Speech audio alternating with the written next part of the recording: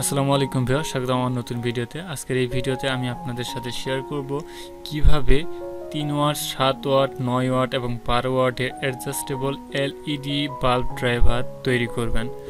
তো এর জন্য আপনাকে একটি 4ওয়ে সুইচ, 4টি সিরামিক ক্যাপাসিটর যেগুলোর ভ্যালু চিত্রে দেখানো হয়েছে, এবং এর সাথে রয়েছে একটি 560 কিলো ওহমের রেজিস্টর, একটি ব্রিজ রেকটিফায়ার এবং একটি 100 মাইক্রোফ্যারাড 63 ভোল্টের ক্যাপাসিটর। এবং এই সিরামিক ক্যাপাসিটরগুলি সুইচের প্রান্তের সাথে সিরামিক ক্যাপাসিটরের একটি করে প্রান্ত সংযুক্ত হয়েছে, এবং সিরামিক ক্যাপাসিটরের অপোজিট প্রান্তগুলি একটি সিরিজে শর্ট করা হয়েছে। রেজিস্টরটি সুইচের এক প্রান্তের সাথে সংযুক্ত করা হয়েছে এবং অপর প্রান্ত সিরামিকের অপর প্রান্তের সিরিজের সাথে সংযুক্ত করা হয়েছে।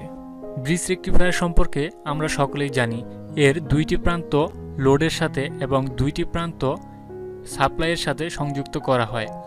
তো এই জায়গায় ঠিক তেমনটি করা হয়েছে।